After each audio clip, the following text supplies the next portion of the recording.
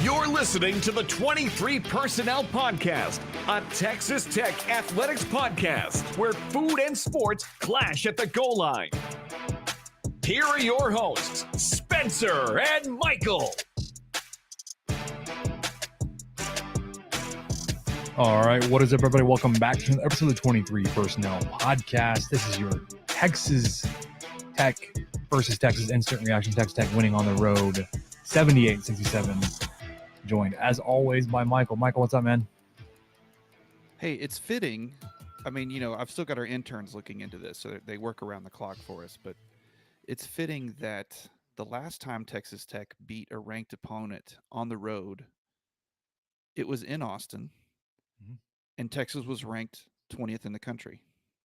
Wow. So February 19th, 2022, it's been almost 2 years since Tech has beaten a ranked opponent on the road, and they open Big 12 play doing just that this evening, which I think is safe to say surprised us both. Yeah. We had, I think, both expected a Texas victory tonight. But the game was played real close in the first half. Texas Tech took the lead.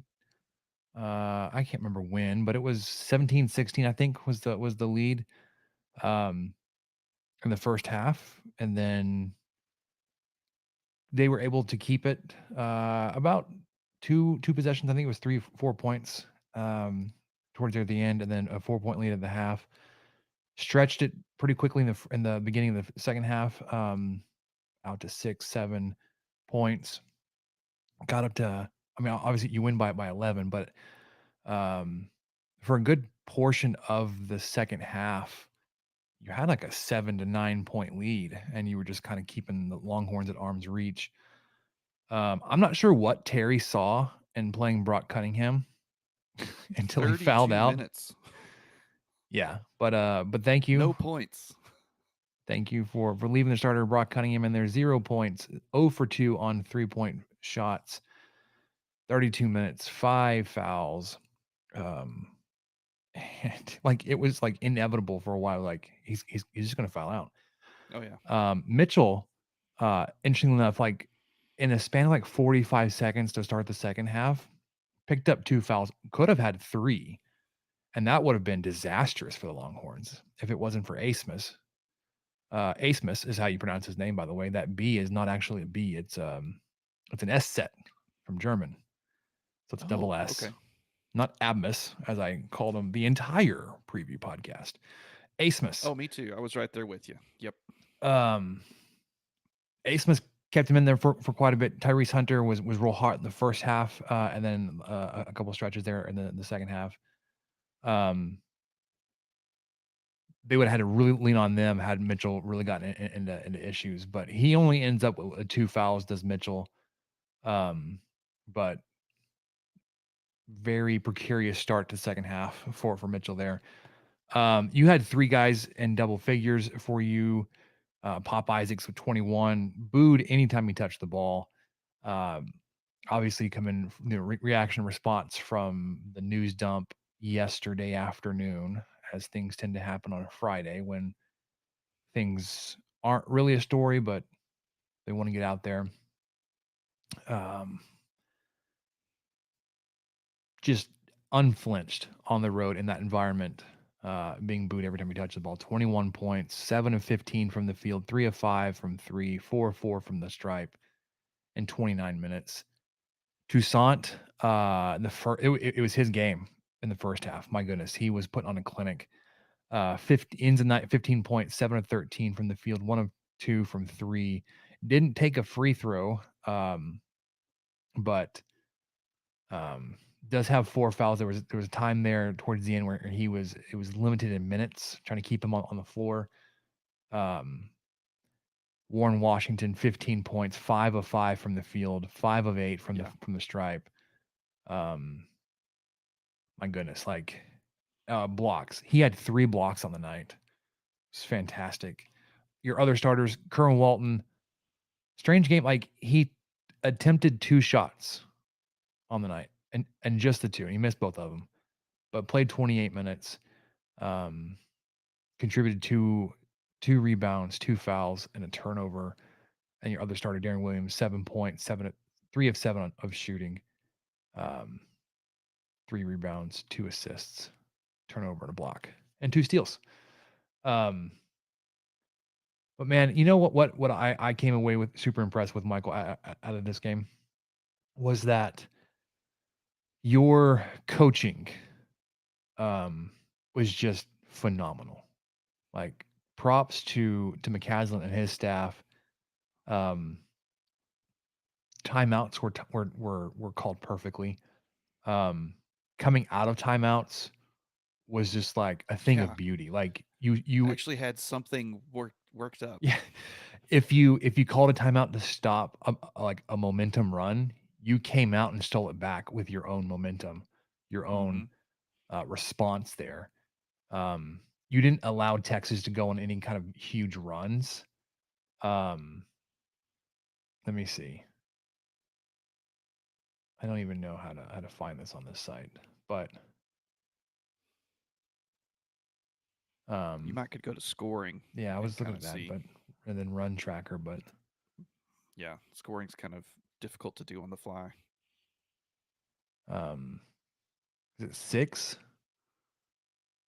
6 points, their largest run, at least in the second I half. think there might have been Yeah. an 8-0 run So at some point Texas started the in the second first half.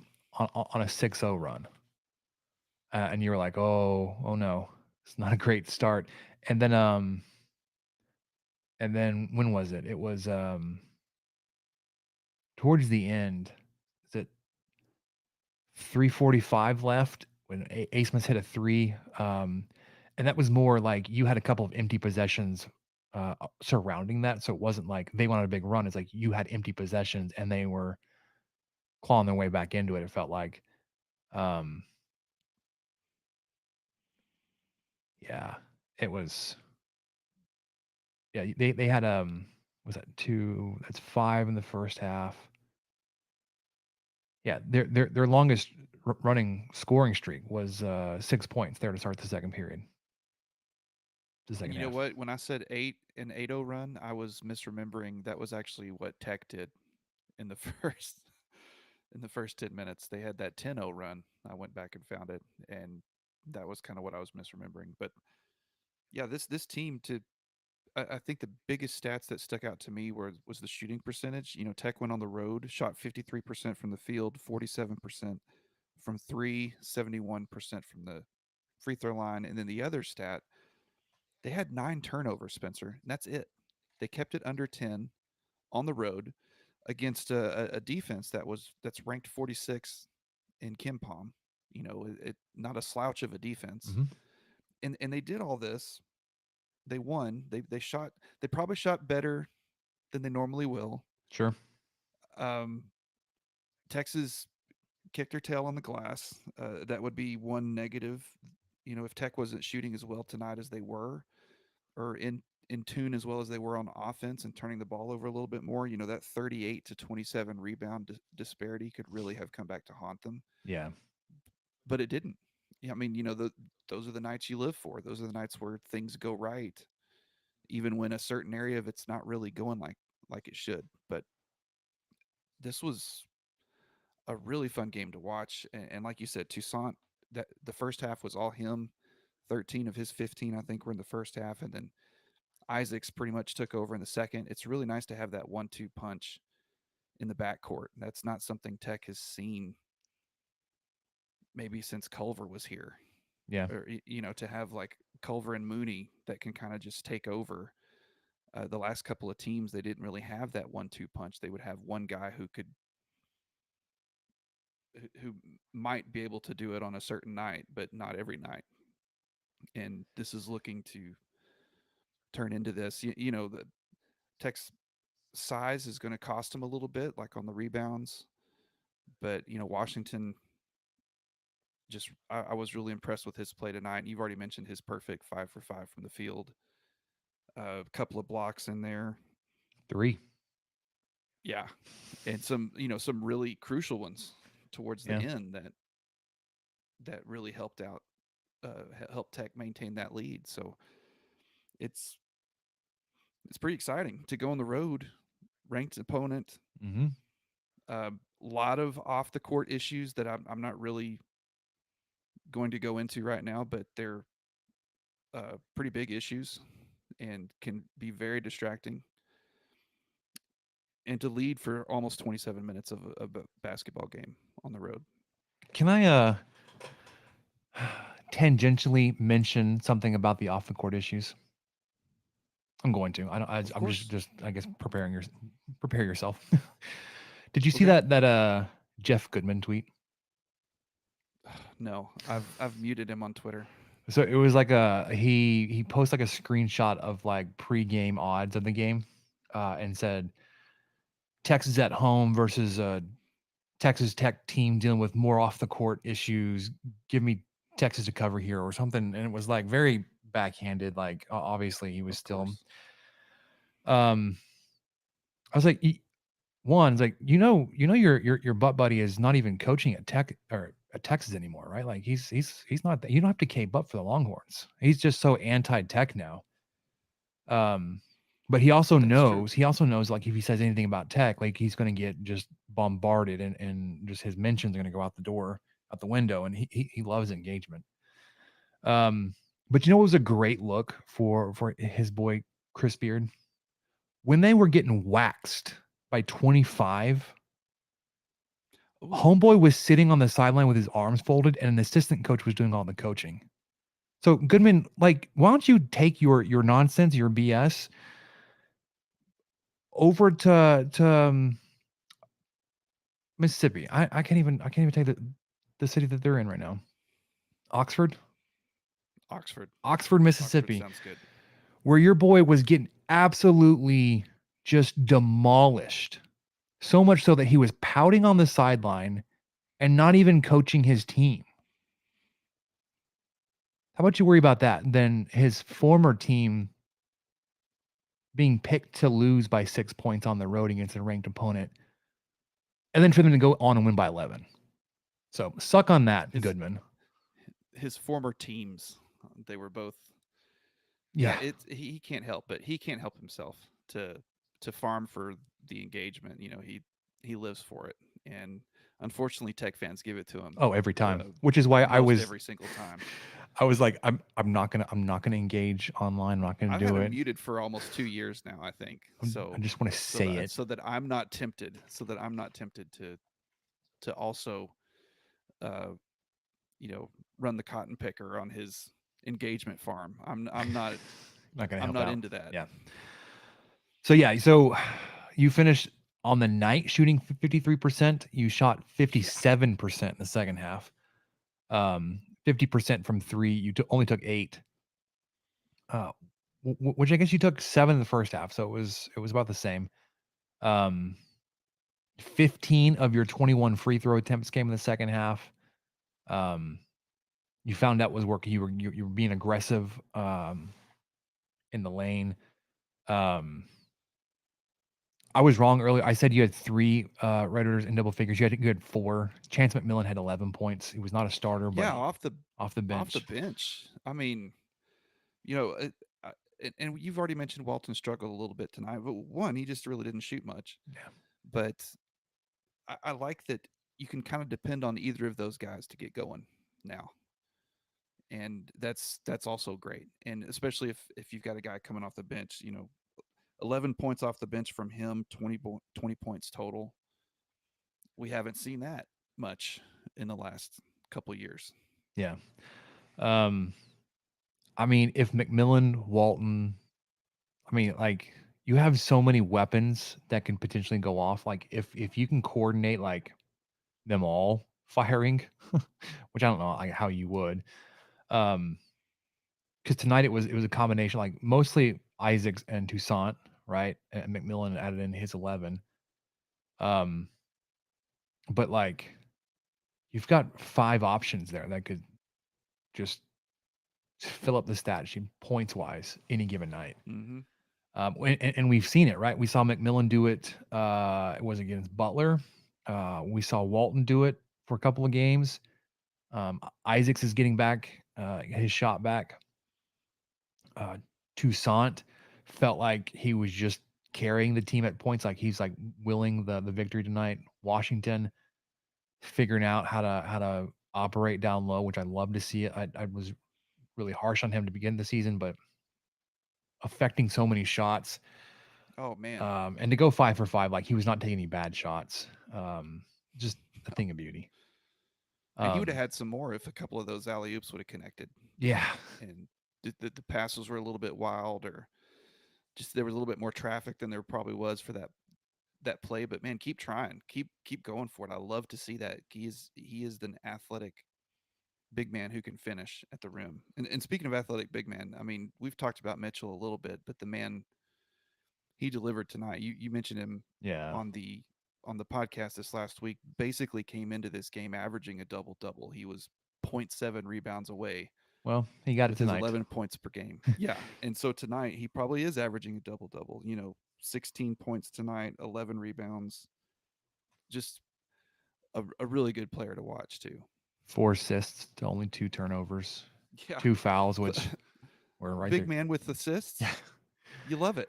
You Um, love seeing that. If you're a Longhorn fan, you I don't know. If you're a basketball fan, you still just appreciate that. That's really cool to see. yeah. If you're a basketball fan, you're probably wondering like what the heck happened. Like, where was your production from Shedrick? Why Cunningham played so much? Why Dessou couldn't hit a shot to save his life?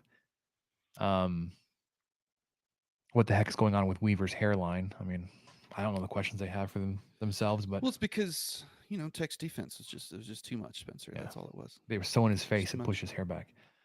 Yep. But Texas Tech, probably last ever game in Austin in the Moody Center. You shut it down. You win by 11. Statement win for the Red Raiders to open Big 12 play for Grant McCaslin in his first conference game. Not that it was expected or anticipated, but you're not going 0-8 to start conference play this season. You've got Oklahoma State coming into town Tuesday night. We'll be recording as that game is wrapping up. They were in a fight today with Baylor, I believe it was. Baylor, yeah, Baylor barely squeaked out a win in Stillwater, right? Yeah. And it was a 3-point game. Baylor stole the ball and then had a layup with like a second to go. I was like, you didn't need that. You probably shouldn't have done that. But so yeah, you got them, and then Kansas State took it to UCF pretty good tonight. I think they won by 25. Kansas State will be next Saturday, but you get Oklahoma State, Kansas State both in Lubbock this upcoming week. But yeah, super excited for tonight. Awesome atmosphere, awesome game, awesome experience for these guys to get that win on the road. Kicking off Big 12 play with a double-digit win on the road over a ranked opponent. Michael brought it up. First time you've won on the road since 2022, almost 2 years. Sorry, one on the road versus a ranked opponent. So we talked about how you can get above 500 in Big 12 play. That's when you win on the road. Yeah, and just a quick scoring update for everybody out there, just because I was able to pull it up.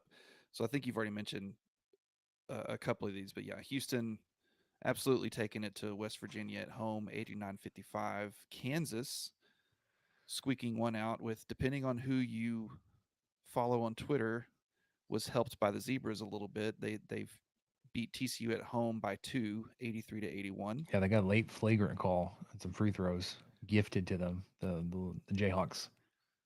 And maybe a travel no call that was missed or ignored. We already mentioned Baylor and Oklahoma State, which I didn't realize had gone to overtime. So that was an overtime score. Baylor wins 75-70 in Stillwater. Oklahoma wins 71-63 at home hosting Iowa State. 11th ranked Oklahoma. Yes. Daddy's Oklahoma Sooners. Who does it? Porter Moser? Is that the guy's name? Yeah. I really like him. I'm not surprised that they have done this well this quickly. I think this is his second season or maybe third. I don't know. I'm not up on my Sooners basketball, but good for them. Whatever. UCF loses by 25, as you mentioned, to Kansas State in Manhattan, 77-52. And right now, because Texas Tech, Big 12 basketball is coast to coast.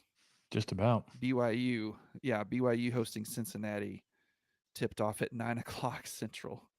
No, they're in I don't Provo. have a score update for that. but 26. yeah, It's a 26-19. BYU up by 7. Okay. And BYU's, what are they? They're ranked, aren't they? 12th. So you've got second ranked 12th. Kansas, third ranked Houston, 11th Oklahoma, 12th BYU, 20th Texas, 18th Baylor. So a pretty big day in Big 12 basketball. 3 or 4 really close games, a couple of blowouts, but West Virginia and UCF, unfortunately, are going to be some of the tougher teams. But to see Oklahoma State battle the way they did, to see Oklahoma State battle the way they did, you kind of have to tip your cap to them a little bit, knowing that they're going to be really upset that they were that close to having a huge upset, and then they're coming to Lubbock.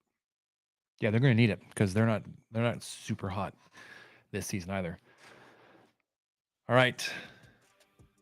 Short and sweet. That'll do it for us on the 23 Personnel Podcast tonight. Texas Tech winning on the road in Austin, probably for the last time in the Moody Center. 78-67 are your Red Raiders victorious. We'll be back Tuesday night for our next episode and instant reaction. We'll be over. We're talking over the Oklahoma State game. For Michael, I'm Spencer. Catch you guys next time.